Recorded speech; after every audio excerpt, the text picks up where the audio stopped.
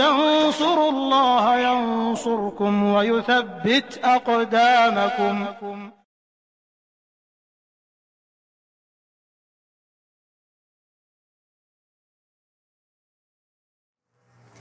Bismillahirrahmanirrahim. Assalamualaikum warahmatullahi wabarakatuh. Innal hamdalillah nahmaduhu wa nasta'inuhu wa nastaghfiruh wa na'udzu billahi min shururi anfusina wa min sayyiati a'malina. May yahdihillahu fala mudilla lahu wa may yudlil fala hadiyalah. Ashhadu an la ilaha illallah wahdahu la syarika lah wa ashhadu anna Muhammadan 'abduhu wa rasuluh. Ya ayyuhalladzina amanu taqullaha haqqa tuqatih wa la tamutunna illa wa antum muslimun. Ya ayyuhan nasu taqu rabbakumul ladzi khalaqakum min nafsin wahidah wa khalaqa minha zawjaha wa batha minhuma rijalan katsiran wa nisaa'a wattaqullaha alladzi tasaaluna bihi wal arham innallaha kana 'alaikum raqiba. Ya ayyuhalladzina amanu taqullaha wa qulu qawlan sadida يصلح لكم أعمالكم ويغفر لكم ذنوبكم ومن يطع الله ورسوله فقد فاز فوزا عظيما.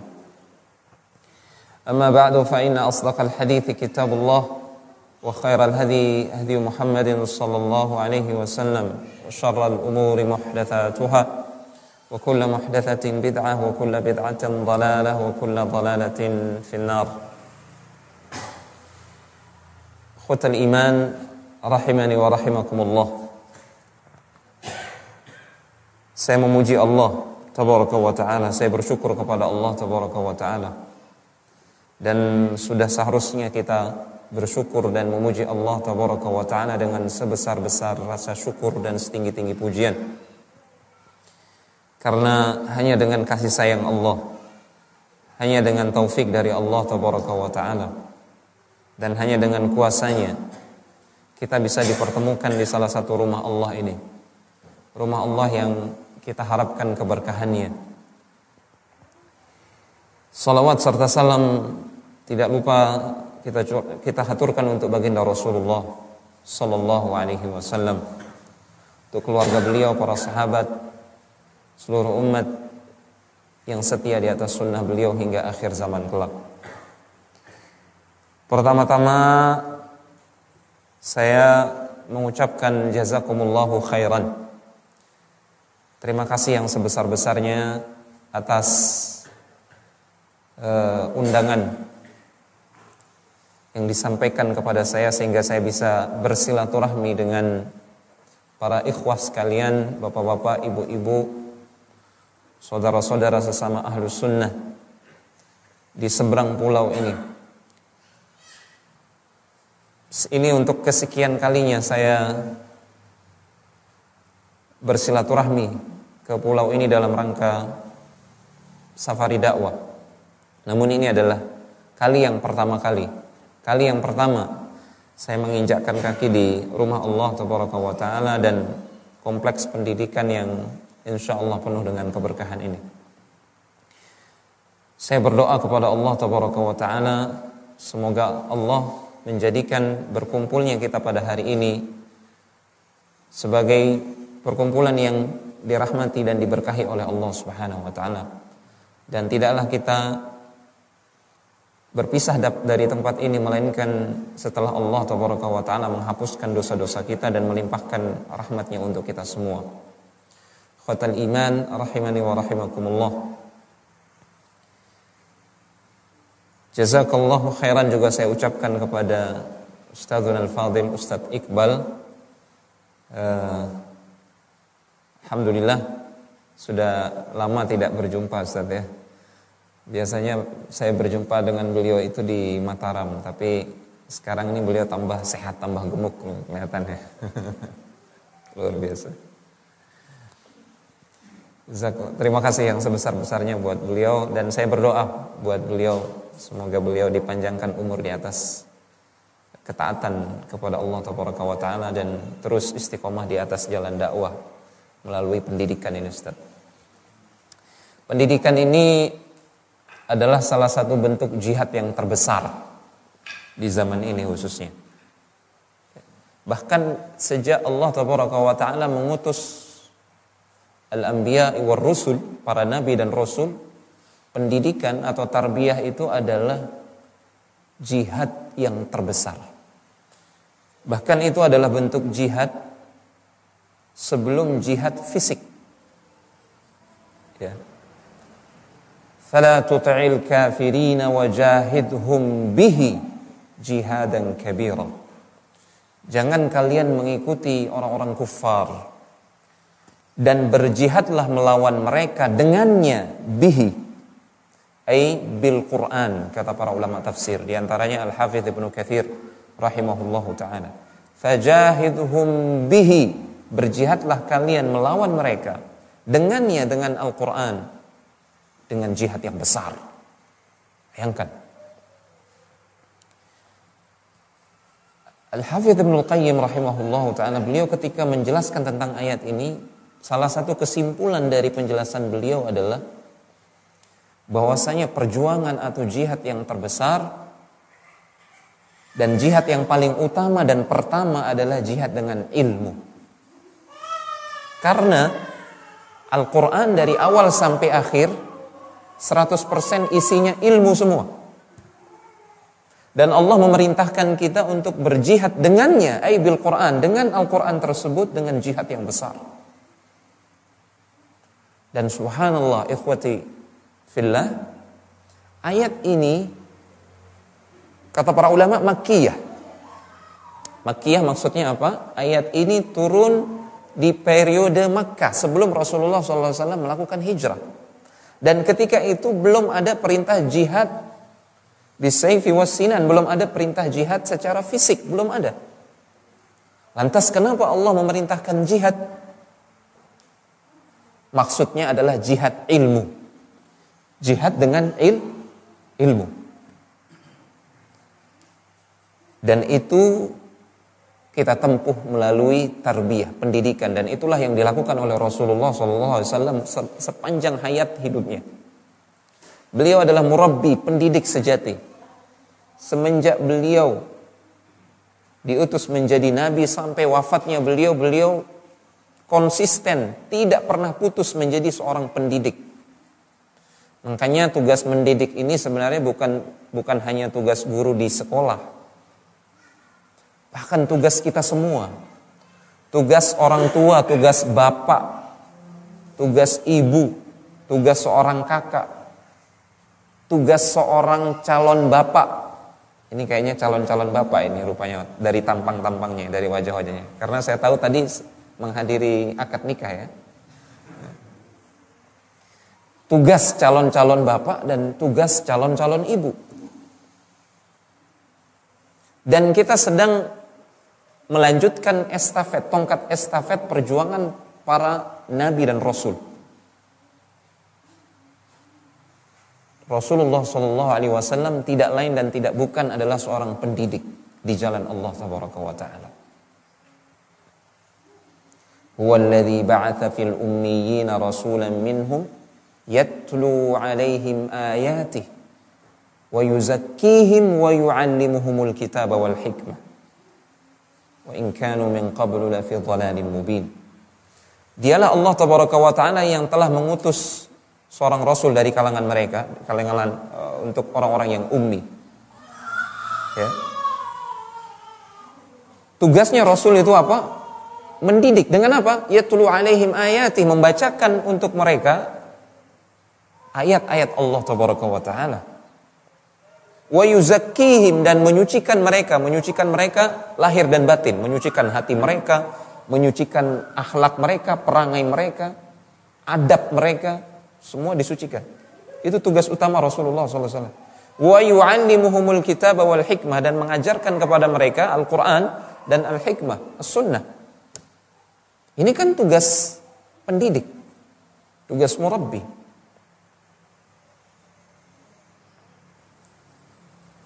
Dan sebelumnya mereka berada dalam kesesatan yang nyata. Seseorang ketika belum mendapatkan ilmu, belum berada di bawah cahaya petunjuk, maka Allah mengumpamakan mereka sebagai orang-orang yang tersesat. Orang-orang yang tersesat. Bayangkan kita berada di kegelapan malam tanpa cahaya, kemudian kita tidak bisa melihat sedikit pun. Sangat rentan, bahkan sangat mungkin, kalau kita tidak mengatakan sangat pasti, dia pasti akan celaka, dia pasti akan tergelincir. Maka dengan ilmu ini, ilmu dari Al-Quran dan As-Sunnah, seseorang akan mendapatkan petunjuk dan dia akan selamat dunia dan akhirat. Dengan itu hatinya menjadi suci, adabnya menjadi baik, pekertinya menjadi mulia dan tinggi. Dan itu tujuan Rasulullah SAW diutus. Innama bu'ithu liutammima makarimal akhlaq. Hanyalah aku ini diutus tidak lain dan tidak bukan melainkan untuk menyempurnakan akhlak yang mulia. Ini tugas pendidik. Jadi kesimpulannya, ikhwati fillah, Rasulullah SAW, pekerjaan beliau apa sih kalau ditanya? Tugas utama beliau apa? Beliau adalah seorang pendidik di jalan Allah Taala. Dan kita wajib mengikuti beliau. Artinya semua kita wajib menjadi seorang pendidik. Minimal pendidik di rumahnya masing-masing. Ya ayyuhalladzina amanu qu anfusakum wa ahlikum nara. Wahai orang-orang yang beriman, jaga diri kalian dan keluarga kalian dari api neraka. Bagaimana cara menjaganya? Ya. Kata Ali bin Abi Thalib, ya, ketika menafsirkan ayat ini, allimuhum aw allimhum al-Islam wa addibuhum. Ajarkan mereka tentang Islam, ajarkan mereka adab-adab Islam yang mulia. Ini kan unsur utama dalam pendidikan Islam. Oleh karena itu, menjadi penting bagi kita untuk mengkaji seperti apa sih metode Al-Quran mengajarkan kita untuk menjadi seorang pendidik seperti apa.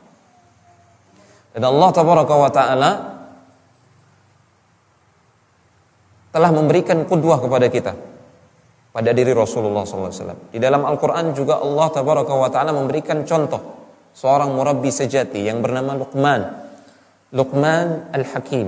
Dia dijuluki Al-Hakim karena Allah Tabaraka wa Ta'ala mengkaruniakan kepada beliau hikmah. Nanti insyaallah akan kita sebutkan apa itu hikmah. Allah Tabaraka wa Ta'ala berfirman dalam Al-Quran surat Luqman, wa laqad atayna Luqmanal hikmata anishkur lillah. Sungguh kami telah anugerahkan, karuniakan kepada Luqman itu hikmah. Hikmah itu apa? Al-isabatu fil qaul. Ya, kata para ulama, al-isabatu fil qauli wal amal. Ini definisi pertama tentang hikmah. Ketika dia berbicara benar, sesuai dengan apa yang diinginkan oleh Allah dan Rasulnya, sesuai dengan apa yang dicintai oleh Allah dan Rasulnya. Ini hikmah. Laisa faqat fil qaul, bal kadzalika fil amal. Ketika dia beramal juga tepat, tidak berlebih-lebihan, tidak meremehkan, sesuai dengan tuntunan Allah dan Rasulnya. Ini hikmah. Definisi yang pertama. Berarti hikmah itu adalah tepat dalam ucapan, tepat dalam perbuatan. Para ulama yang lain mendefinisikan hikmah wad'u syai' fi mawadhi'i. Wad'u syai' fi mawdhi'ihi. Menempatkan sesuatu pada tempatnya yang layak. Ini mirip dengan definisi al-adl, keadilan. Karena memang makna hikmah itu mirip-mirip dengan keadilan, menempatkan sesuatu pada tempatnya. Bukan yang namanya hikmah itu, bukan yang namanya adil itu semua harus sama rata, tidak. Ya, tidak harus sama rata. Yang namanya adil, yang namanya hikmah adalah menempatkan sesuatu sesuai dengan porsinya. Kita punya anak misalkan, yang satu sudah kelas 6 SD, yang satu lagi masih kelas 1 SD. Apakah uang jajannya disamakan 5.000 sama-sama rata? Apakah itu yang namanya adil dan hikmah? Tidak. Adil dan hikmah tidak harus sama rata. Tapi dilihat kebutuhannya. Yang lebih besar ini kebutuhannya lebih banyak. Sehingga bukan merupakan bentuk kezaliman kalau kita memberikan yang lebih besar ini, ya, uang sangu misalkan lebih banyak karena kebutuhannya lebih banyak. Itu hikmah. Ya, bisa dibedakan ya. Jadi yang namanya adil dan hikmah itu tidak harus sama rata, tidak. Namun tepat sesuai dengan porsinya, sesuai dengan kebutuhannya. Ya. Di antara para ulama ada yang menafsirkan hikmah itu dengan ungkapan mereka, fi'lu ma yanbaghi fil waqti alladhi yanbaghi ala wajhi alladhi yanbaghi. Melakukan sesuatu yang seharusnya, melakukan sesuatu yang benar. Ini butuh ilmu jelas. Untuk bisa melakukan sesuatu dengan benar butuh ilmu. Apapun itu. Apalagi dalam perkara agama, apalagi dalam perkara mendidik. Kemudian perbuatan tersebut benar dilakukan pada waktu yang tepat dan benar. Ini hikmah. Ya, dilakukan pada waktu yang tepat dan benar. Bukan merupakan suatu bentuk hikmah. Ya. Anak kecil misalkan yang belum bisa naik sepeda, tiba-tiba langsung diajari naik motor. Hikmah tidak itu?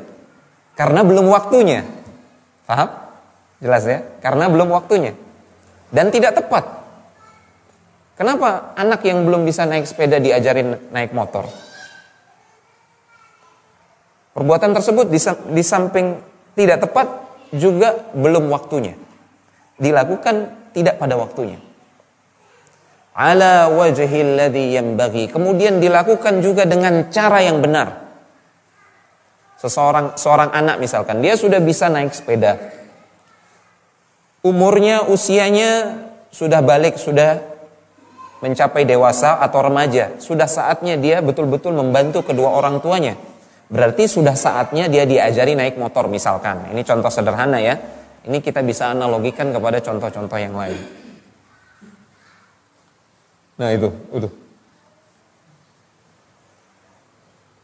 Main ayunannya keras sekali. Khawatir saya ngelihatnya. Itu terlalu cepat diajari naik motor mungkin. Baik, Afwan. Sampai mana kita tadi? Ya. Ya, mungkin sudah waktunya dia diajari naik motor untuk membantu orang tuanya misalkan. Ini contoh sederhana. Namun cara ngajarin motornya salah. Ya, cara ngajarin motornya salah. Misalkan diajarin naik motor pakai jalur kanan. Harusnya kan pakai jalur kiri. Ini tidak hikmah. Atau diajarin naik motor langsung di jalanan. Ya, harusnya di lapangan dulu supaya aman. Ini dengan cara yang salah.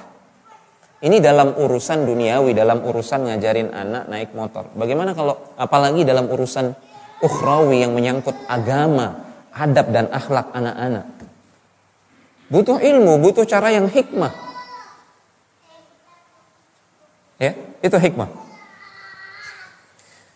Walaqad atayna Luqmanal hikmata an yashkur lillah.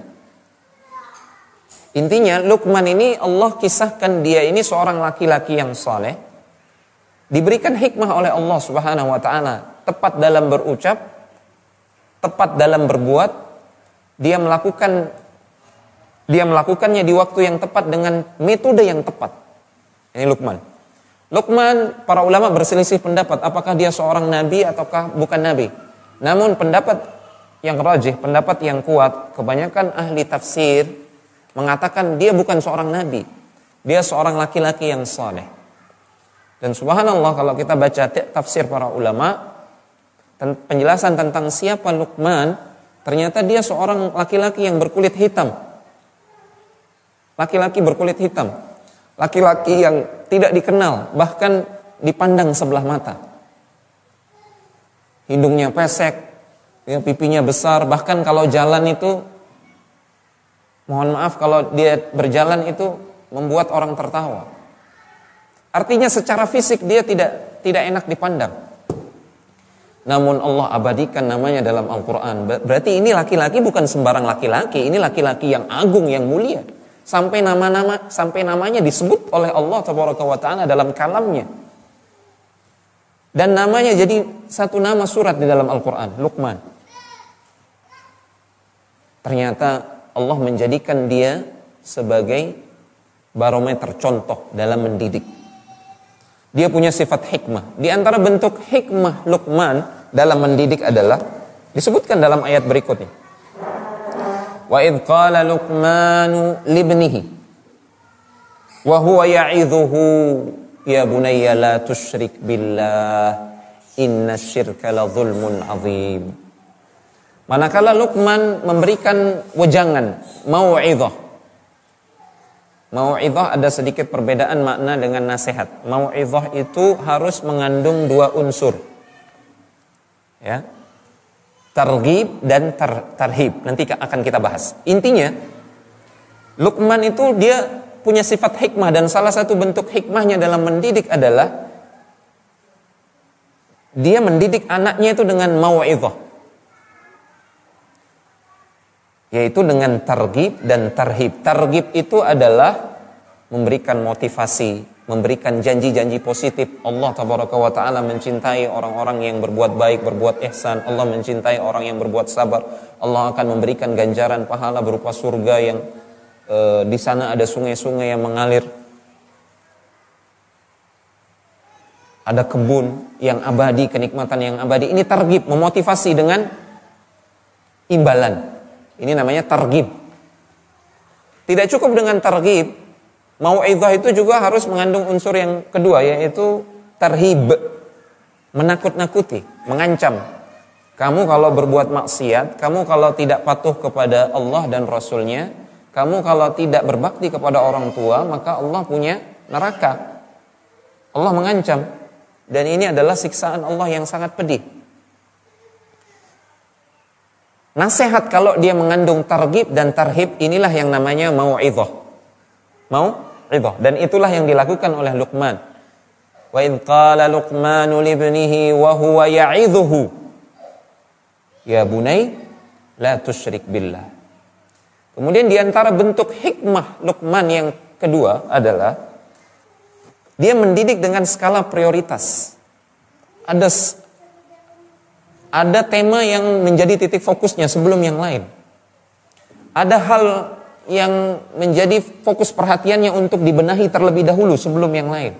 Ini namanya mendidik dengan skala prioritas.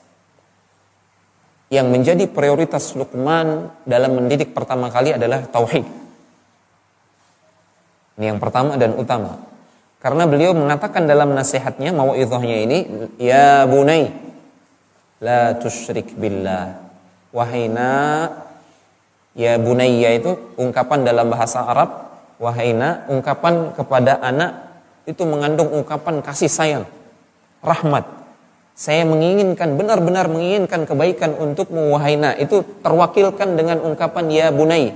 Saya tidak tahu kalau dalam bahasa Indonesia apa padanannya kira-kira. Kalau dalam bahasa Sumbawa apa kira-kira?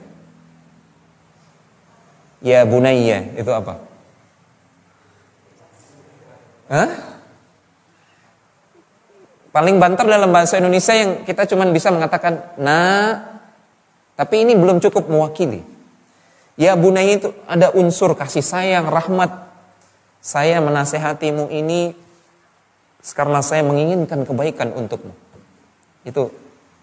Dan saya tidak menginginkan engkau celaka wahai nak. Itu terwakilkan oleh ungkapan ya bunayya. Kalau kepada bapak, ya abati. Itu yang dilakukan oleh Ibrahim alaihissalam ketika mendakwahkan bapaknya supaya mau masuk Islam. Supaya mau mentauhidkan Allah tabaraka wa ta'ala. Ya abati, lima ta'budu ma la yasma'u wa la yubsiru. Wahai abah, wahai bapak yang sangat aku sayangi, yang aku harapkan keselamatan untuknya. Kenapa engkau beribadah kepada sesuatu yang tidak bisa mendengar doamu? Mendengar saja tidak bisa, apalagi mengabulkannya. Kenapa engkau beribadah kepada sesuatu yang tidak bisa melihat? Ketika engkau berdoa kepadanya, dia tidak bisa melihat engkau beribadah. Melihat saja tidak bisa, apalagi mau mengabulkan permintaanmu, apalagi mau merahmatimu. Itu Ibrahim menggunakan ungkapan ya abati. Itu padanannya ya, kalau untuk anak ya bunai. Nah ini bagus ini, ungkapan yang dirubah ini, menggunakan ungkapan ini. Karena ini adalah lafaz Qur'ani. Lafaz yang diajarkan kepada kita oleh Al-Quran. Mulai sekarang, calon-calon bapak ini yang mau nikah-nikah, ini tampangnya mau nikah-nikah semua. Nanti kalau sudah menikah, kalian punya anak, gunakan lafaz ini. Ya bunai, hai nak. Supaya dia terbiasa dengan kalimat-kalimat Qur'ani. Yang pertama kali yang menjadi nasihat atau mau'izah Luqman adalah la tusyrik billah, jangan engkau berbuat syirik kepada Allah, jangan sekutukan Allah dalam ibadah.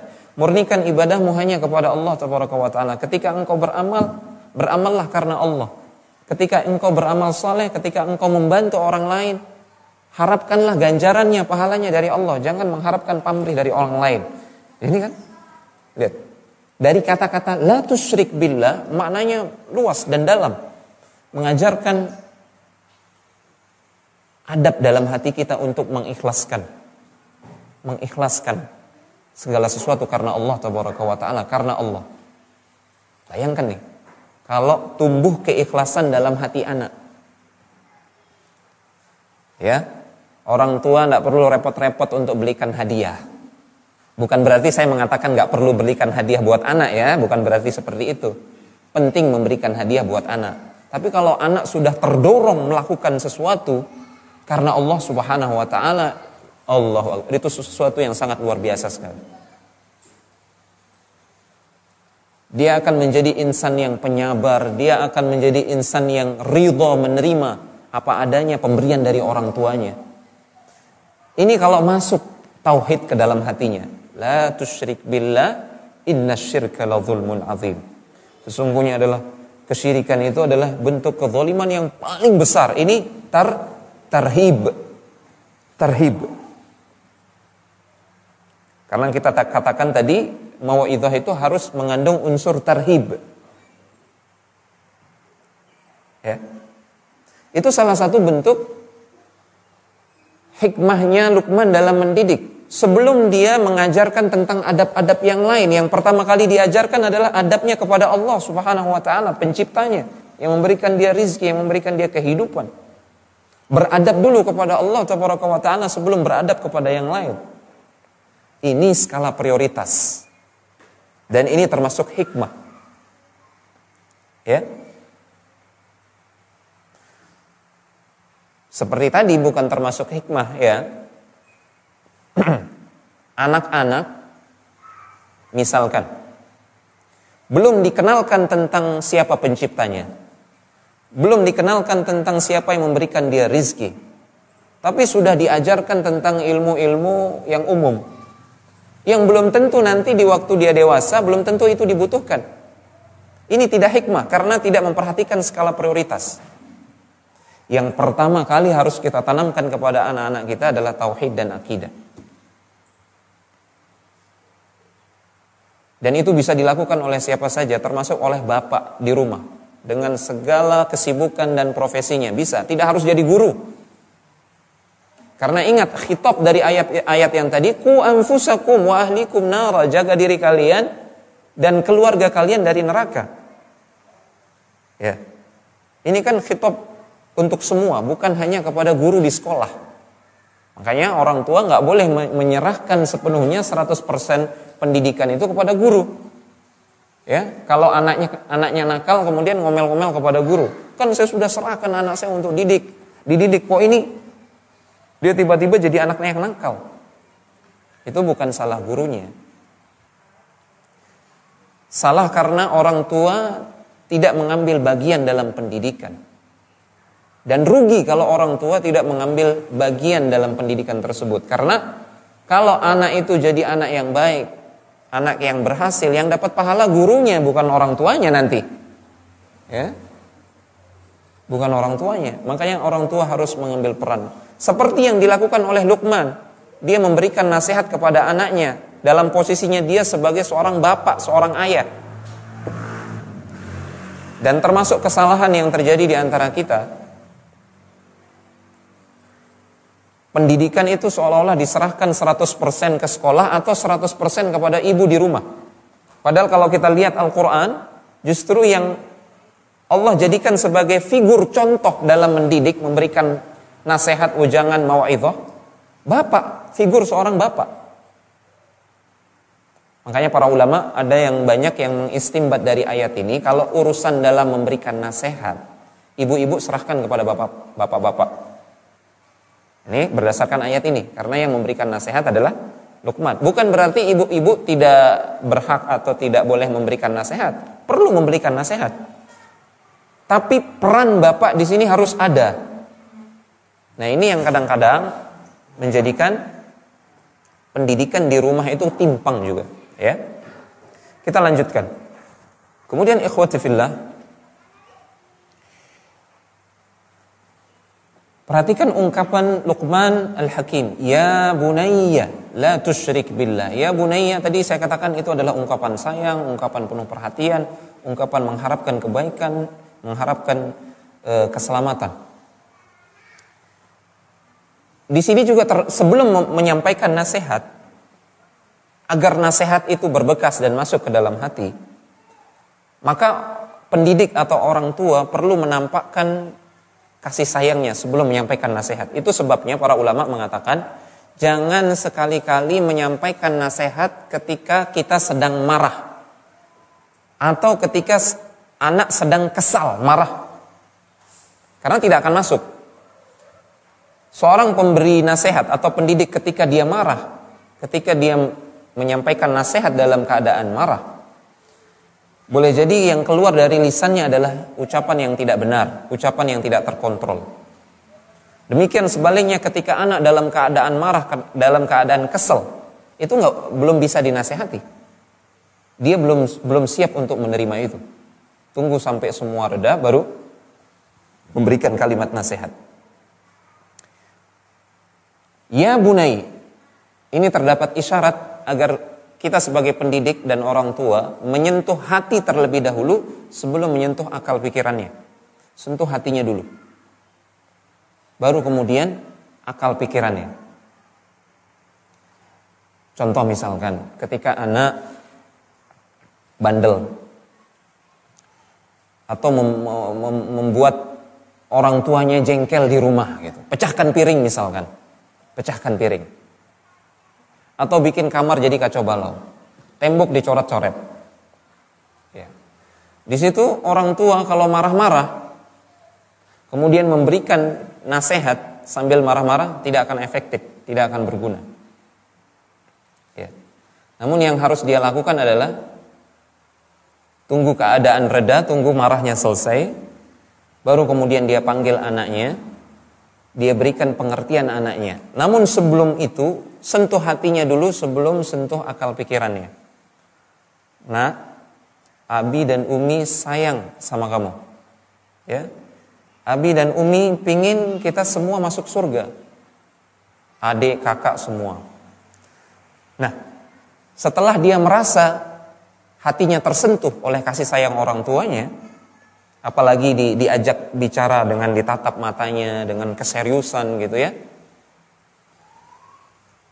Diajak serius bicara, barulah disentuh akal pikirannya. Kita katakan, kalau adik mau gak kita semua masuk surga? Abi, Umi, adik, kakak, kita kumpul semua di surga. Mau? Dia akan bilang, mau.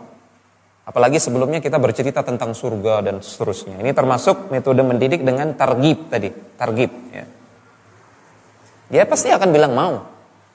Nah, yang punya surga itu Allah Subhanahu wa ta'ala. Ini juga memperkenalkan tentang Allah. Ini bagian dari tarbiyah. Yang punya surga itu Allah. Yang buat surga itu Allah.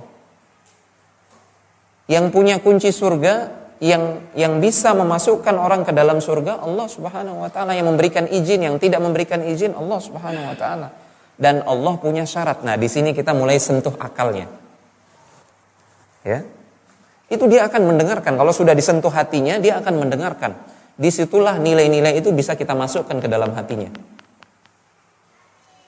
Nah, Allah itu tidak akan mengizinkan orang masuk surga kalau dia durhaka kepada orang tuanya, tidak turut apa perintah atau ucapan orang tuanya. Di situ masukkan nilai-nilai untuk berbakti kepada orang tua. Insya Allah sekali mungkin tidak berubah, 2 kali, 3 kali, biiznillah dia akan berubah. Namun konsisten, kita harus bersabar. Ya bunai, ini sentuh hatinya sebelum sentuh akalnya. Tunjukkan bahwasanya kita menginginkan kebaikan untuknya. Kebanyakan kita justru memanggil anak kita dengan ungkapan-ungkapan yang buruk. Misalkan kalau dia gendut ya, Dut, sini Dut. Mungkin itu terkesan ya main-main, bercanda biasa. Dia sejak kecil dipanggil seperti itu. Bagi dia mungkin biasa, bagi kita biasa. Karena lucu gitu. Tapi nanti ketika dia beranjak semakin dewasa, itu menjadi luka dalam hatinya. Ya. Secara tidak langsung kita mengajarkan kepada anak untuk tidak menghargai dirinya sendiri. Saya ini gendut, saya ini, apalagi kalau anak nggak bisa ngerjain PR. Bodoh kamu ini. Ini kadang-kadang orang tua seperti itu. Na'udzubillah kalau itu terjadi pada seorang guru di kelas. Gak boleh terjadi seorang guru. Kami di Abu Hurairah kalau kami tahu ada guru yang seperti itu langsung kasih SP, surat peringatan. Gak boleh. Memang kamu ini bodoh. Dari dulu saya tahu kamu bodoh. Apalagi kalimat-kalimat seperti itu. Tidak boleh. Perhatikan Luqman. Ya bunai. Wahai nak. Panggil dia dengan ungkapan yang dia sukai. Dengan panggilan yang dia sukai. Ini prinsip sentuh dulu hatinya sebelum akalnya. Ya. Makanya bentuk pola pendidikan yang salah di kelas adalah guru langsung masuk, gak ada mukaddimah, langsung tulis materi di papan. Tulis ini anak-anak. Nah, anak-anak gak tahu, belum memiliki kesiapan. Akhirnya itulah yang membuat anak itu menjadi tidak suka pelajarannya, tidak suka sama gurunya. Nggak suka sama gurunya. Anak-anak kalau sudah nggak suka sama gurunya, pasti sama pelajarannya nggak suka. Gitu. Beda dengan kalau guru dia datang, dia sapa satu persatu. Assalamualaikum warahmatullahi wabarakatuh. Apa kabar kalian semua? Disapa dulu. Ini termasuk bagian dari pendidikan. Jangan dipikir ini bukan bagian dari pendidikan. Jangan dipikir pendidikan belajar itu langsung ngasih materi. Nih, suapin, makan gitu. Tidak. Seorang guru memperlihatkan wajah yang cerah ceria, kemudian dia tersenyum. Itu sudah bentuk pendidikan, pengajaran kepada muridnya. Kalian itu harus beradab seperti ini. Bermuka cerah, senyum.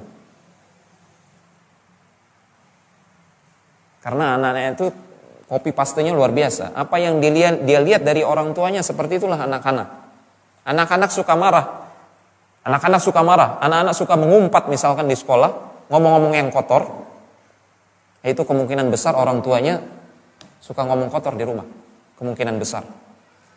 Atau dia dapat dari teman-temannya. Kalau tidak dapat dari teman-temannya, ya, misalkan dia di rumah, dia anak yang baik, sopan, tiba-tiba setelah sekolah, dia tiba-tiba suka mengumpat. Na'udzubillah boleh jadi dari gurunya. Karena anak itu pembelajar yang ulung. Pembelajar yang ulung. Ya, makanya jangan sampai kita seperti itu. Lihat Rasulullah SAW. Beliau ketika menuliskan surat untuk mengajak Raja Persia, Raja Romawi untuk masuk Islam, beliau mengakui kedudukan dan status sosial Raja Romawi itu. Bismillahirrahmanirrahim. Ila azimir Rum. Bismillahirrahmanirrahim. Kepada pembesarnya orang-orang Romawi. Azimir Rum. Diakui oleh Rasulullah SAW. Disentuh hatinya sebelum disentuh akalnya. Itu metode Rasulullah SAW. Lihat Rasulullah SAW. Ketika ada badui yang kencing di masjid. Bayangkan ada seorang badui kencing di masjid. Ya kencing di masjid. Masjid Nabawi. Antum kalau sekarang kencing di Masjid Nabawi, kira-kira gimana nasib antum? Nggak akan balik antum ke sini. Ini Rasulullah, dia kencing di masjid Rasulullah, di depan Rasulullah SAW. Mau dipukuli oleh para sahabat. Biarkan dia.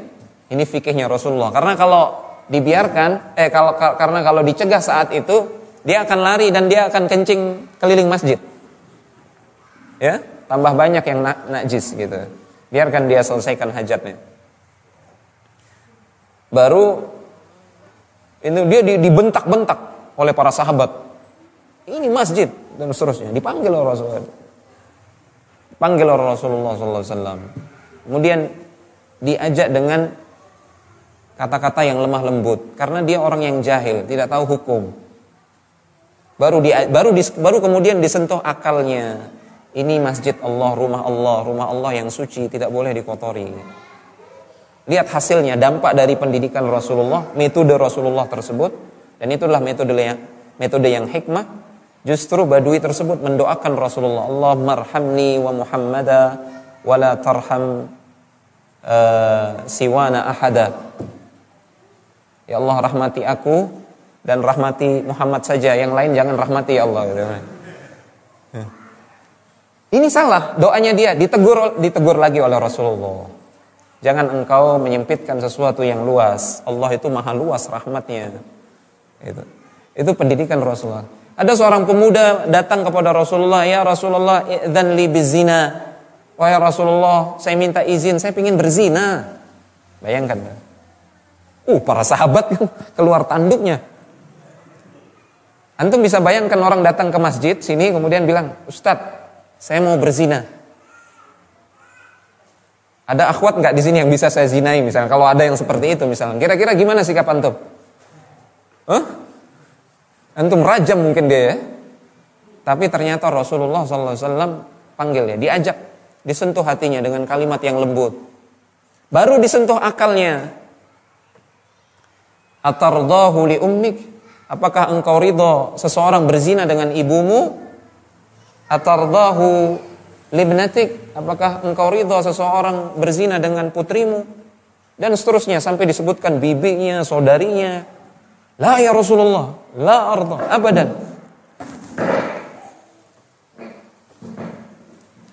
Aku tidak ridho selama-lamanya. Demikian pula dengan orang lain, tidak ridho ibunya dizinai, tidak ridho putrinya dizinai, dan seterusnya. Disentuh akalnya. Baru kemudian Rasulullah doakan. Pegang dadanya. Allahumma ighfir dzambah wa tahhir qalbah wa hassin farjah. Ini bila perlu dihafalkan oleh orang tua dan para pendidik. Doakan anak-anak kita, doakan murid-murid kita dengan doa ini. Allahumma ighfir dzambah, ya Allah ampuni dosanya. Wa tahhir qalbah, sucikan hatinya. Wahsin farja, jaga kemaluannya, jaga kehormatannya. Dan semenjak saat itu pemuda ini yang minta berzina ini jadi pemuda yang abid, ahli ibadah. Ahli ibadah dia. Bayangkan pendidikannya Rasulullah dengan kalimat yang singkat dan sederhana dan diakhiri dengan doa. Karena doa itu simbol keikhlasan. Guru, orang tua kalau dia mendidik ikhlas, ma sadara minal qalbi wasala ilal qalbi. Apa yang muncul dari hati akan masuk ke dalam hati. Kalau pendidik orang tua itu ikhlas menyampaikan nasihatnya itu akan masuk ke hati anaknya menjadi nilai.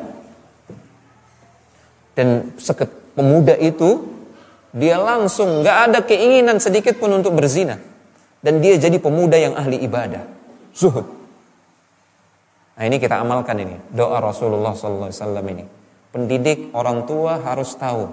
Dan harus mendoakan murid-muridnya, anak-anaknya. Harus pernah tidak kita mendoakan murid-murid kita, anak-anak kita dengan doa ini? Hah? Pernah tidak? Jangan-jangan tidak pernah. Sehingga jangan heran kalau anak-anak kita nggak mau dengar apa nasihat kita. Membandel dia. Nggak pernah kita doakan. Dengan doanya Rasulullah SAW. Allahumma ghfir dzambah wa tahhir qalbah wa hassin farjah.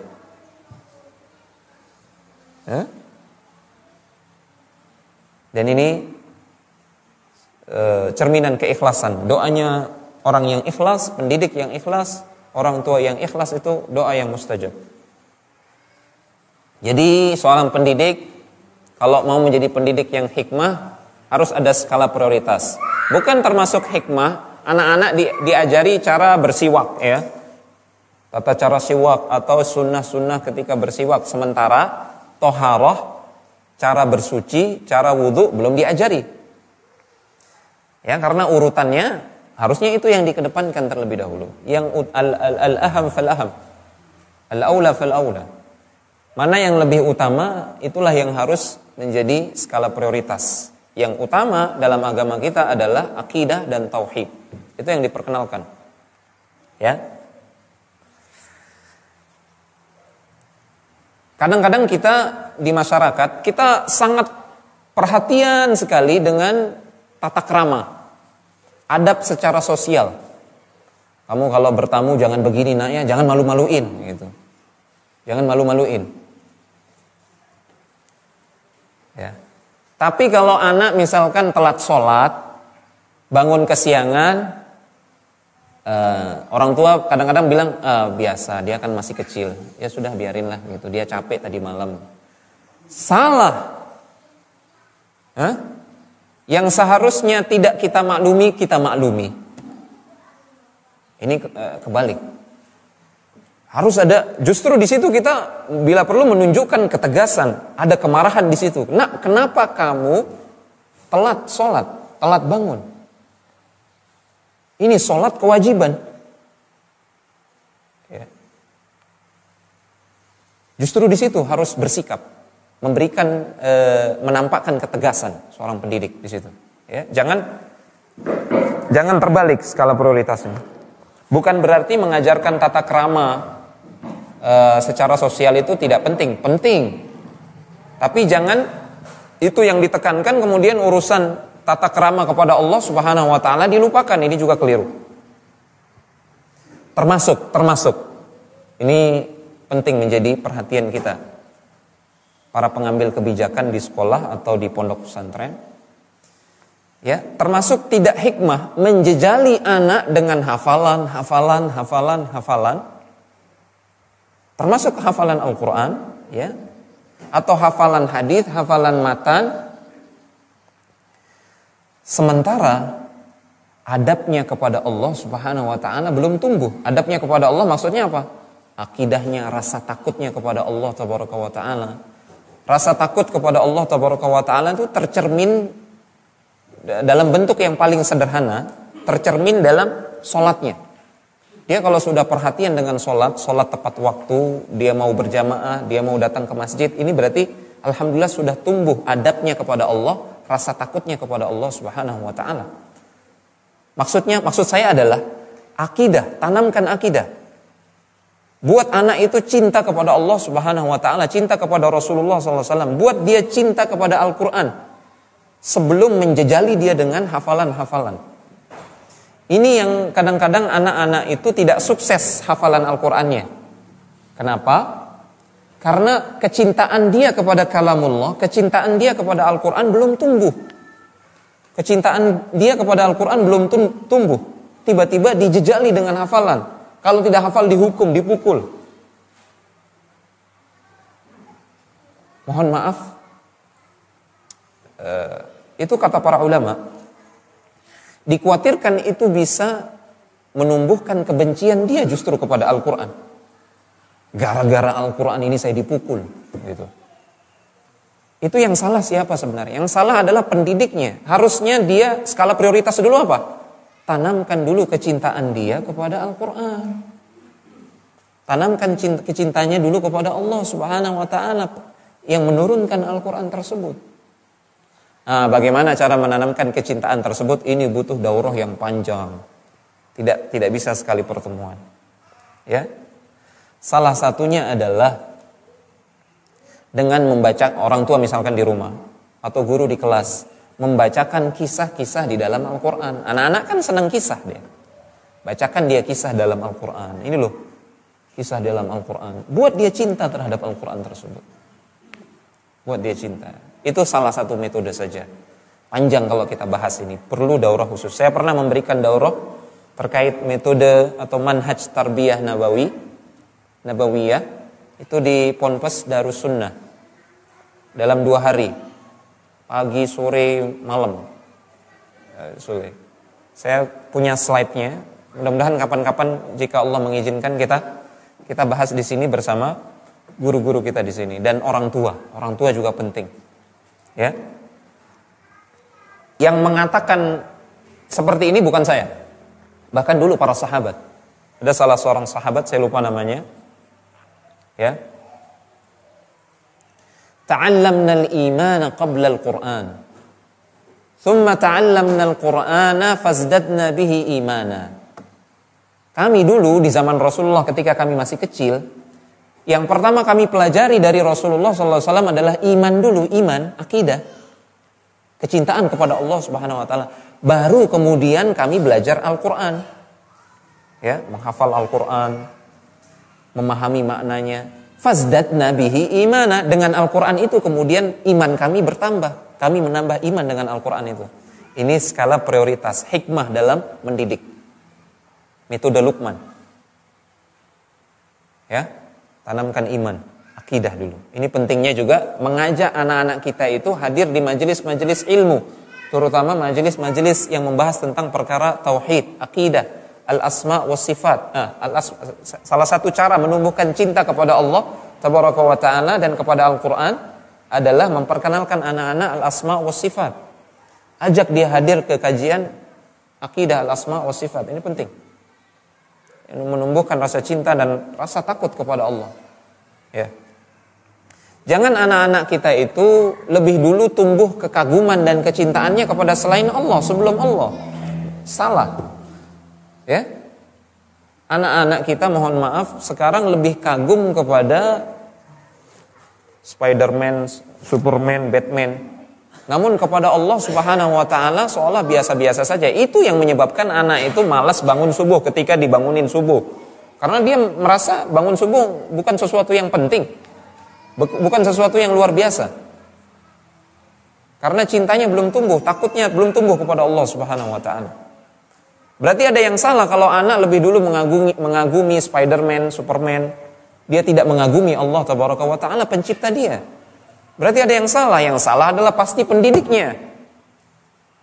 Pasti pendidiknya. Karena dia tidak memperkenalkan Allah Tabaraka wa ta'ala kepada anak-anak didiknya. Ini panjang pembahasan tentang hikmah dalam mendidik, khususnya dari sisi skala prioritas. Baru perhatikan Luqman menanamkan akidah kepada putranya. Ya bunayya innaha, ya, dalam Al-Quran dalam surat Luqman, ya bunayya innaha in taku mithqala habbatin min khardalin fis samawati aw fil ardi ya'ti biha Allah fi sakhratin aw fis samawati aw fil ardi ya'ti biha Allah. Wahai nak, ya bunai, wahai nak, ketahuilah. Lihat, ini Luqman menanamkan akidah dan kecintaan kepada Allah Subhanahu wa taala. Nak, andai kata ada satu amal perbuatan, entah itu keburukan atau kebaikan yang engkau lakukan, sekecil apapun itu, bahkan sebesar biji sawi, dan kebaikan atau keburukan itu tersembunyi di dalam bebatuan, di ujung langit, ataupun di dalam bumi, ya'ti bihallah, Allah pasti mengetahuinya, Allah pasti akan mendatangkannya, dan Allah akan membalasnya. Walaupun itu sebesar biji sawi. Lihat, ini kan yang ditanamkan Luqman ini akidah kepada anaknya. Ya, kemudian Luqman mengakhiri nasihatnya ini dengan mengutip nama-nama Allah dan sifatnya. Innallaha latifun khabir. Luqman memperkenalkan nama-nama Allah Tabaraka wa Ta'ala dan sifat-sifatnya. Sesungguhnya Dia latif, yang maha halus, maha lembut, yang maha mengetahui perkara yang samar, yang tidak terlihat secara kasat mata. Allah tahu. Apa yang terlintas dalam hati kita, Allah tahu. Jangankan engkau berbuat kemaksiatan terang-terangan, engkau sembunyi saja, orang lain tidak ada yang tahu, tapi Allah tahu, nak. Ini menanamkan muraqabatullah kepada anak. Sehingga antum tidak perlu, kalau muraqabatullah ini sudah tumbuh dalam hati anak, ibu-ibu, bapak-bapak nggak perlu ngomel-ngomel, nggak perlu pasang rantai di rumahnya, ya, nggak perlu khawatir, ya, ada benteng dalam diri anak. Nggak perlu khawatir juga dengan gadget ini. Kalau sudah tertanam muraqabatullah, dia akan menjaga dirinya. Gadget ini kan seperti air bah sekarang ini, air bah. Kita tidak bisa menghindari, nggak bisa menghindari. Hanya dua yang bisa kita lakukan. Kita berenang melawan arus bah tersebut, ya, atau kita berselancar di atasnya dengan selamat. Karena kalau masalah basah sudah pasti basah. Ta'ummu bihil balwa, kata para ulama. Ini bala yang sifatnya sudah mewabah, sudah menjadi konsumsi umum, tidak bisa dihindari. Apa yang bisa membentengi anak kita? Apakah kita paksa dia, kita cabut, tidak kita kasih akses sama sekali? Dia akan lari ke rumah tetangga. Dia akan menyaksikan sesuatu yang kita tidak bisa kontrol lagi. Siapa yang bisa mengontrol dirinya? Dirinya sendiri. Kapan itu bisa terjadi? Kalau dia sudah takut kepada Allah, kalau sudah tumbuh muraqabatullah, dia merasa diawasi oleh Allah Tabaraka wa Ta'ala. Tidak perlu repot, tentu. Tanamkan muraqabatullahnya sejak dini, sejak dia kecil, dia akan menjadi anak-anak yang bisa menjaga dirinya. Apapun fitnah yang terjadi di luar, fitnah syubhat, fitnah syahwat, ya mungkin waktunya sudah habis, ya. Itu diantara beberapa fawaid pendidikan atau tarbiyah metode Luqman yang disampaikan di dalam Al-Quran oleh Allah Tabaraka wa Ta'ala. Masih banyak sebenarnya yang bisa kita bahas, namun mungkin melalui diskusi atau tanya jawab pembahasan kita bisa jadi lebih berkembang. Demikian, wallahu ta'ala a'lam bissawab. Mungkin sesi tanya jawab ya selanjutnya, ya. Silakan. Ibu-ibu mungkin yang banyak pertanyaannya, dipersilahkan. Bisa tertulis aja mungkin, ya, tertulis. Ya, selanjutnya Ya, ada buku bagus sekali. Saya tidak tahu apakah sudah diterjemahkan, buku Kutaib kecil, dan itu bersumber dari muhadarahnya Syekh Profesor Dr. Abdul Razak bin Abdul Muhsin Al-Badr hafizahullah ta'ala. Judulnya Al-Fawaid Al-Mustanbatah min Qissati Luqman Al-Hakim. Faedah-faedah yang diambil dari kisah Luqman Al-Hakim. Itu Syekh Abdul Razak bin Abdul Muhsin Al-Badr hafizahullah ta'ala. Saya yakin sudah ada terjemahannya. Saya yakin. Kalaupun terjemahan yang bebas di internet, saya yakin sudah ada, karena kitab ini tipis sekali. Kitab ini tipis sekali. Itu bagus. Itu menjabarkan secara rinci tentang faedah-faedah tarbawiyah yang diambil dari kisah Luqman. Termasuk apa yang saya sampaikan ini, sebagian besarnya juga mengambil dari kitab tersebut, ya. Sebagian besarnya mengambil dari kitab tersebut.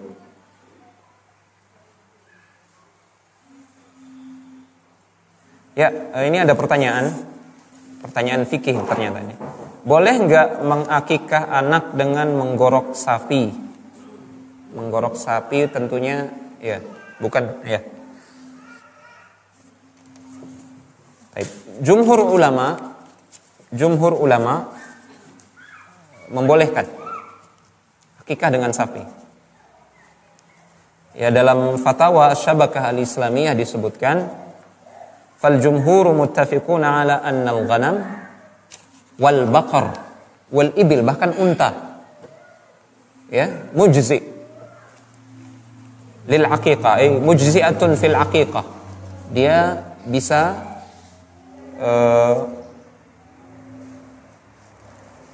sah untuk akikah. Ini jumhur ulama. Namun ada perbedaan pendapat terkait hal ini. Kalau kita kembali kepada pendapat jumhur ulama, mayoritas para ulama ahli fikih mengatakan boleh. Ya, itu jawabannya. Dan yang kedua, bagaimana cara memotivasi anak supaya lebih cepat atau semangat menghafal Al-Quran? Ini pertanyaan yang bagus. Ya, tidak ada cara atau metode yang paling hebat selain menumbuhkan semangat dan motivasi internal dalam diri anak itu dalam hal ini, ya.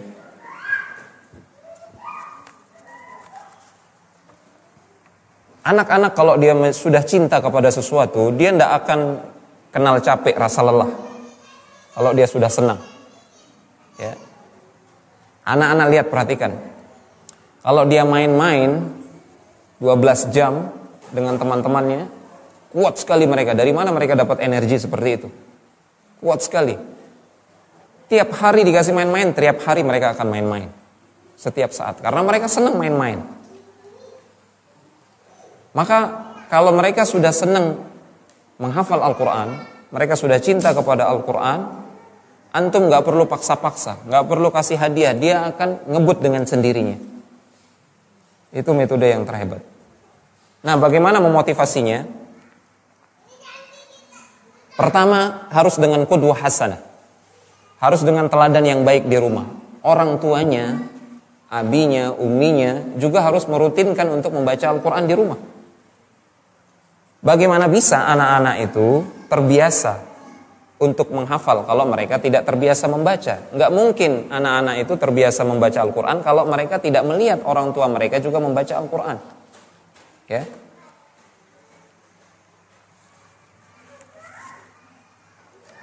Itu yang kedua. Itu yang pertama.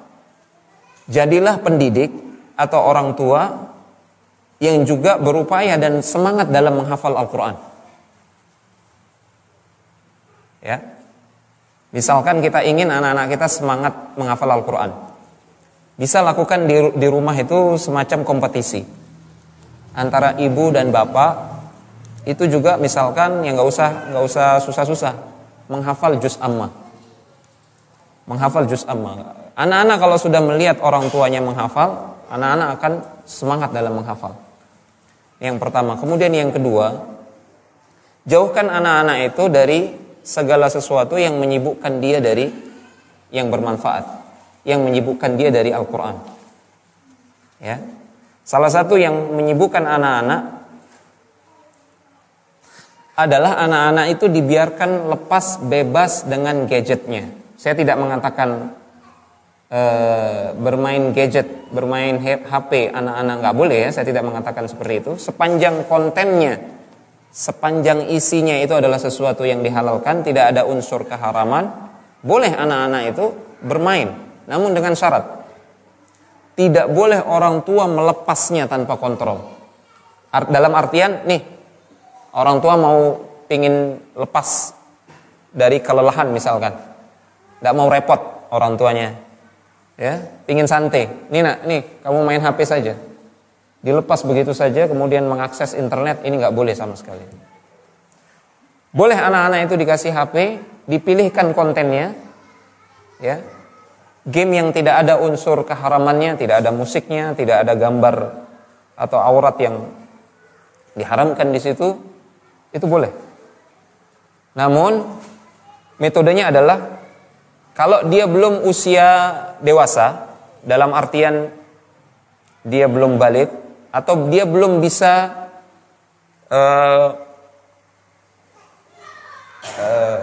menggunakan akalnya secara sempurna, anak-anak tidak boleh memiliki HP itu secara mandiri.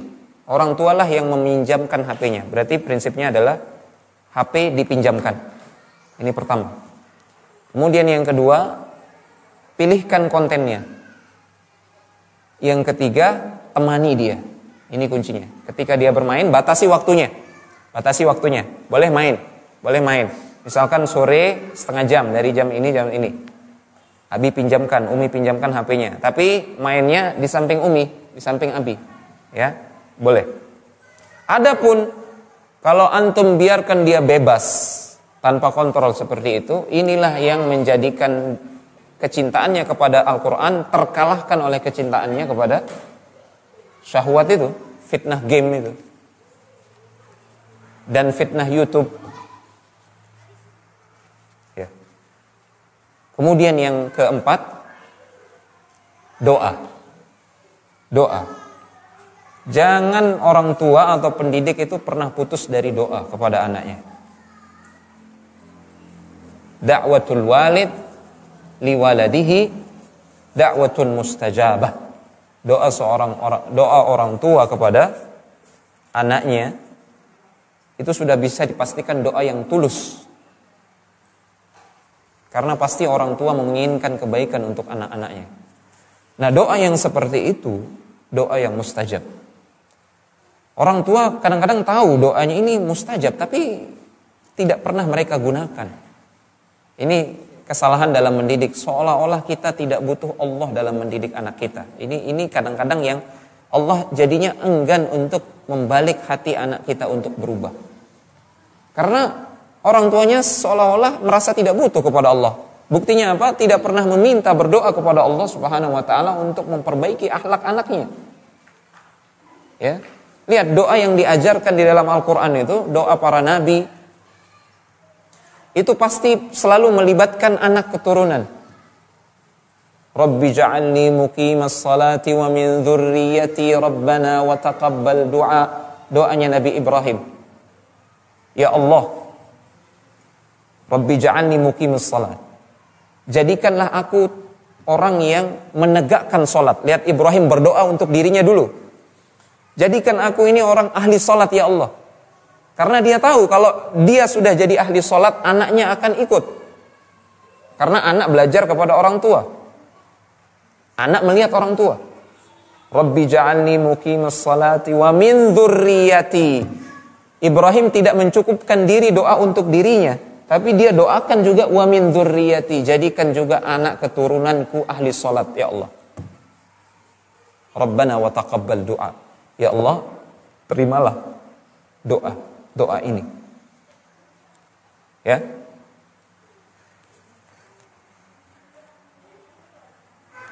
Rabbana hab lana min azwajina wa dhurriyyatina qurrata a'yun waj'alna lil muttaqina imama. Doa dalam Al-Qur'an surat Al-Furqan. Ya Allah, anugerahkan kepada kami ya, istri-istri kami, anak-anak keturunan kami menjadi penyujuk mata kami, dan jadikan kami pemimpin bagi orang-orang yang bertakwa. Itu doa Al-Quran. Pernah tidak kita berdoa dengan doa ini? Lihat, Al-Quran tidak pernah menomorduakan anak keturunan. Para nabi dan rasul itu ketika mereka berdoa kebaikan, mereka juga mengikutkan anak keturunannya dalam doa tersebut. Jadi itu kuncinya, ibu-ibu. Ini juga termasuk mungkin menjawab pertanyaan-pertanyaan yang lain. Ya, mungkin akan muncul pertanyaan, bagaimana Ustadz cara mengubah anak saya yang akhlaknya nakal sekali, bandel, nggak bisa dibilang, nggak bisa dikasih tahu. Ini 4 poin tadi. Ya, orang tua harus menjadi qudwah. Ya, dan yang terakhir tadi adalah doa. palingkan anak-anak juga dari yang memalingkannya dari sesuatu yang lebih penting, ya. Gimana? Dari ikhwan, fadhal. Pertanyaannya banyak sekali. Ya. Pertanyaan yang pertama tadi apa? Tentang usia. Rasulullah SAW ini dijawab langsung oleh Rasulullah dalam hadisnya. Rasulullah SAW bersabda, "Muru auladakum bis salati wa hum abna'u 7 sinin, wadribuhum 'alaiha wa hum abna' 10 sinin." Perintahkan anak-anak kalian untuk melakukan salat sejak mereka berusia 7 tahun. 7 tahun Hijriah ya. Dan pukullah mereka untuk melakukan sholat itu. Kalau mereka tidak mau melakukan sholat, boleh kalian pukul sejak mereka berusia 10 tahun. Ini batasan langsung dari Rasulullah SAW. Kenapa 7 tahun? Karena 7 tahun itu usia mumayyiz.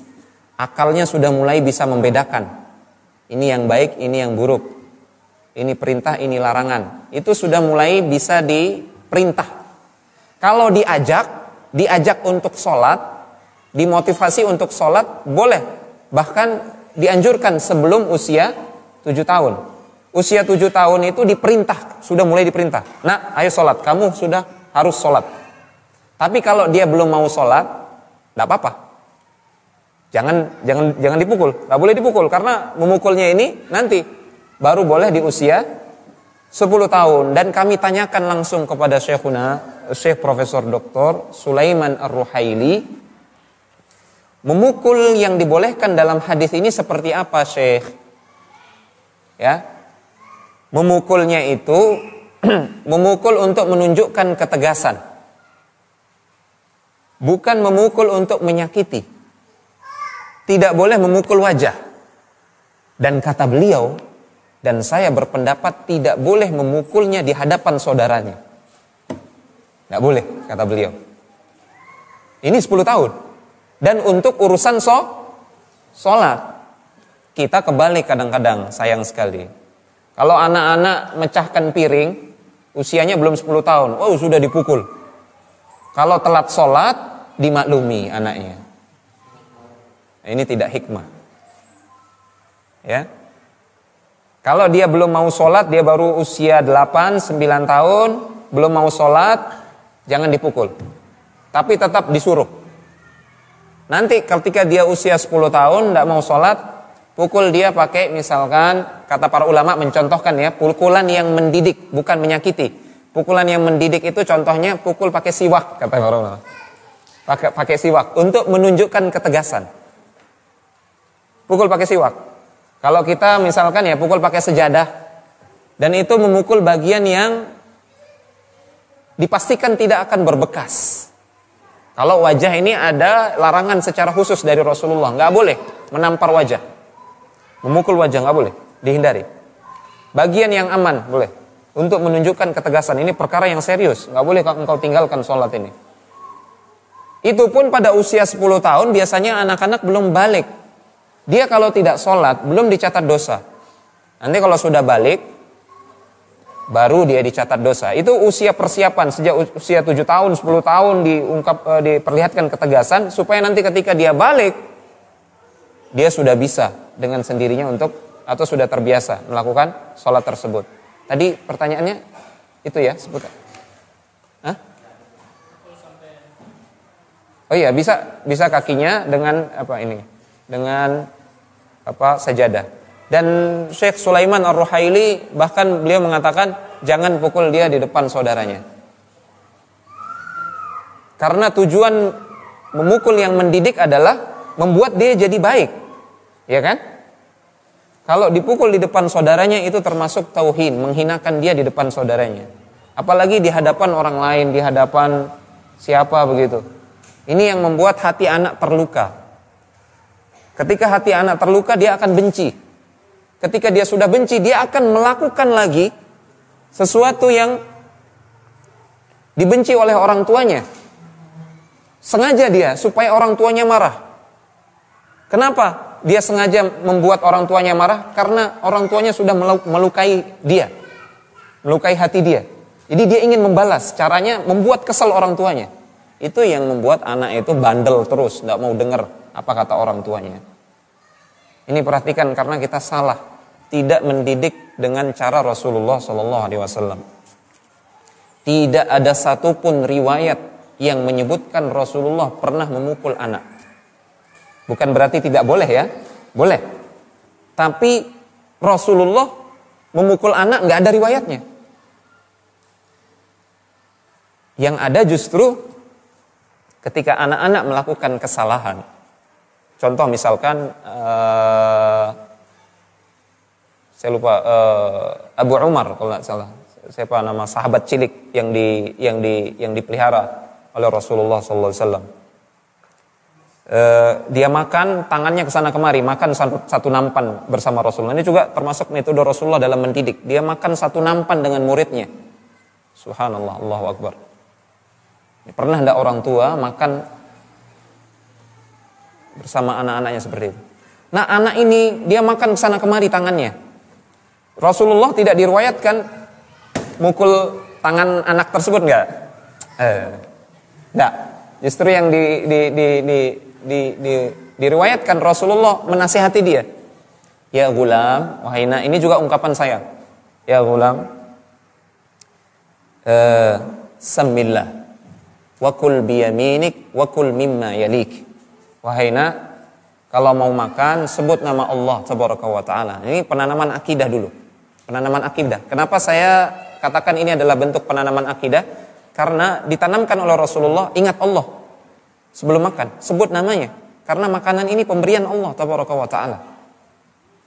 Ini nilai ini pernah tidak kita tanamkan kepada anak-anak kita ketika dia sedang makan?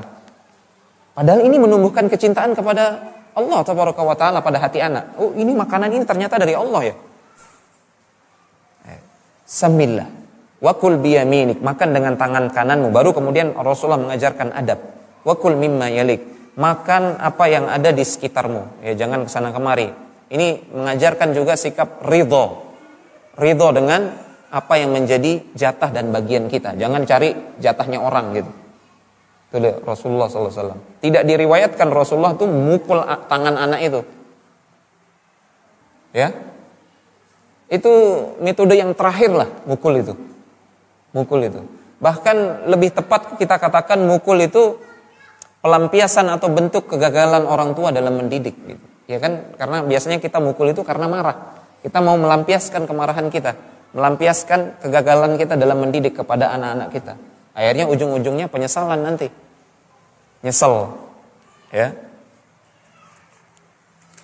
Terus apalagi saya sampai lupa deh pertanyaannya. Akikah numpang.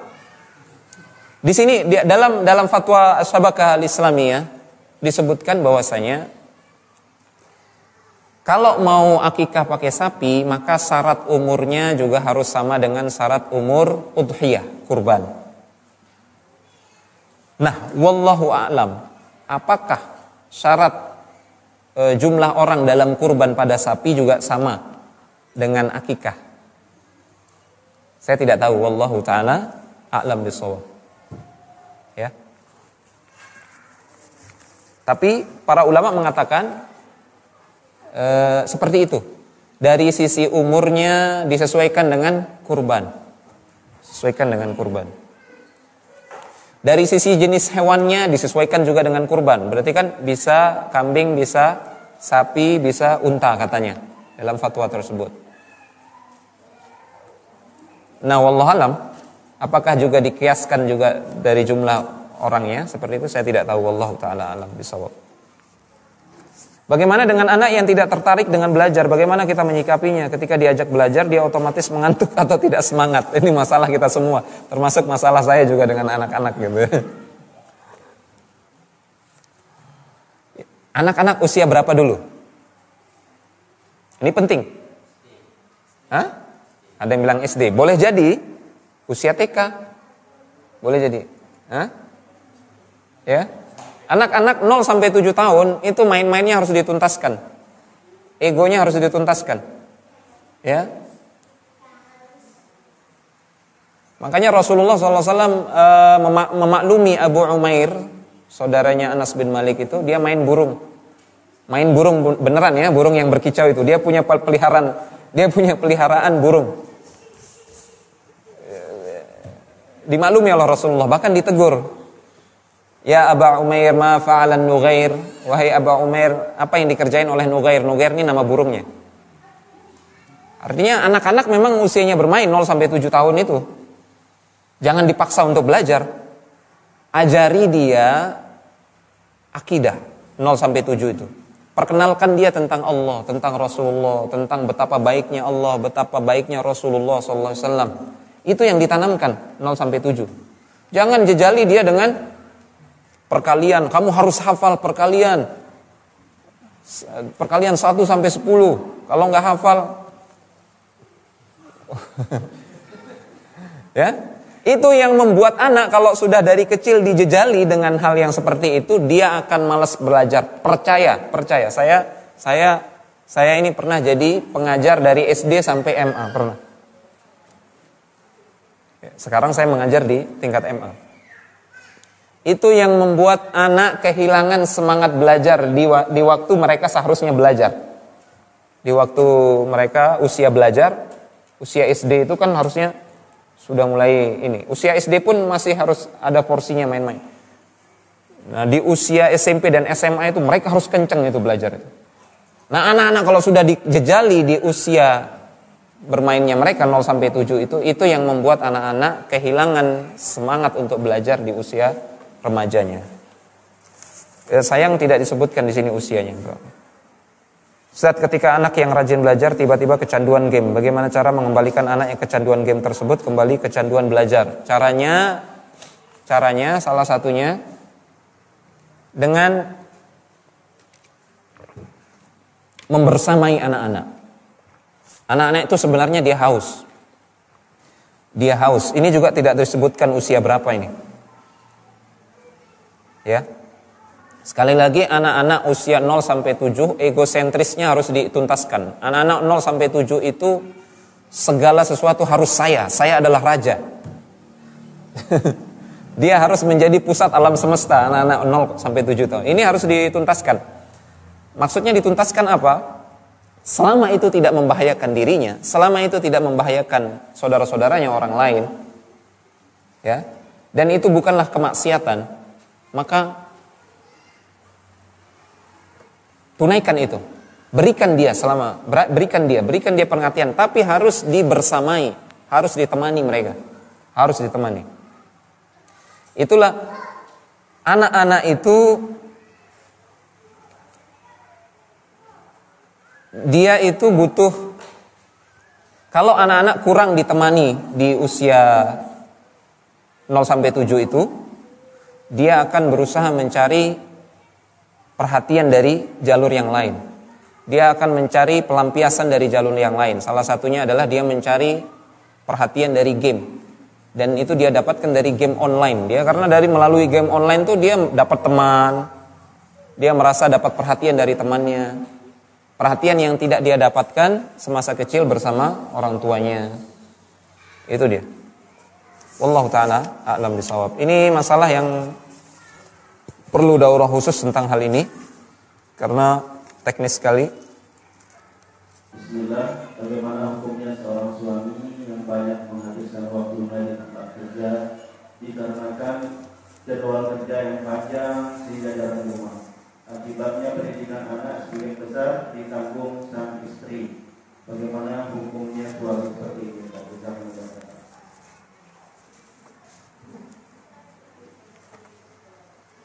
Ini berat. Di satu sisi bapak atau pemimpin keluarga dia punya tanggung jawab pendidikan berdasarkan ayat yang tadi, ku anfusakum wa ahlikum nar. Kalau seandainya anak-anaknya itu terlantar pendidikannya, terlantar adab dan akhlaknya, agamanya, ibadahnya terlantar, gara-gara tidak ada perhatian dari orang tua, kalau itu penyebabnya, maka orang tua harus mengutamakan mana yang lebih penting. Pilih anak atau pilih pekerjaan. Ya. Harus orang tua itu punya waktu untuk mendidik anaknya. Karena itu perintah Allah Subhanahu wa ta'ala. Masalah rizki Allah jamin rizki. Apalagi untuk orang-orang yang menjalankan perintah Allah. kita mendidik anak-anak ini kan kita menjalankan perintah Allah Subhanahu wa taala. Maka mustahil Allah akan menelantarkan kita dari sisi rizki, penghidupan dan segala macam, mustahil.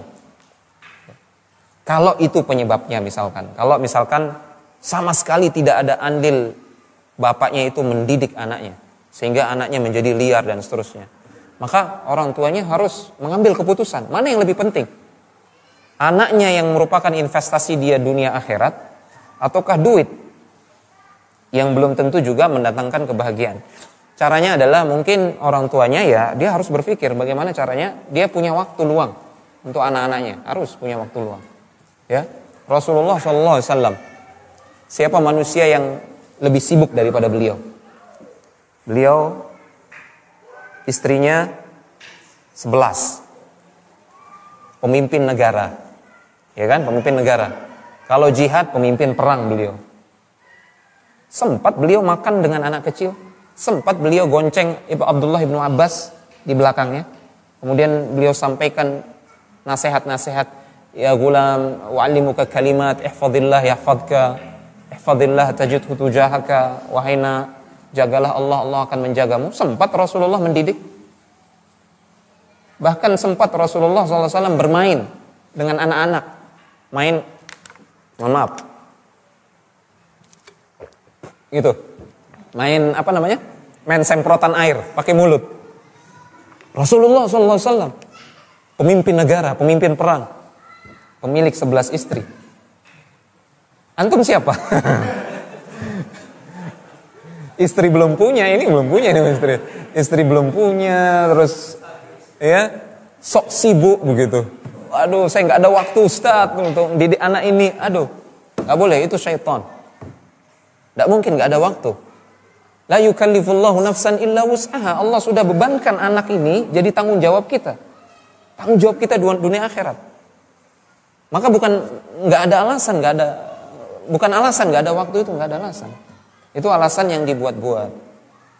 Harus dan pasti ada waktu, pasti ada waktu. Kalaupun terpaksa ya kerja pagi pulang malam, saya yakin ada waktu liburnya pasti. Nggak ada orang kerja misalkan di perusahaan nggak ada waktu liburnya, nggak ada. Ya pasti. Kalau nggak kerja di perusahaan berarti punya waktu yang lebih luas lagi. Ya ambillah seadanya dari dunia ini, jangan telantarkan anak begitu. Itu intinya. Wallahu taala a'lam bishawab.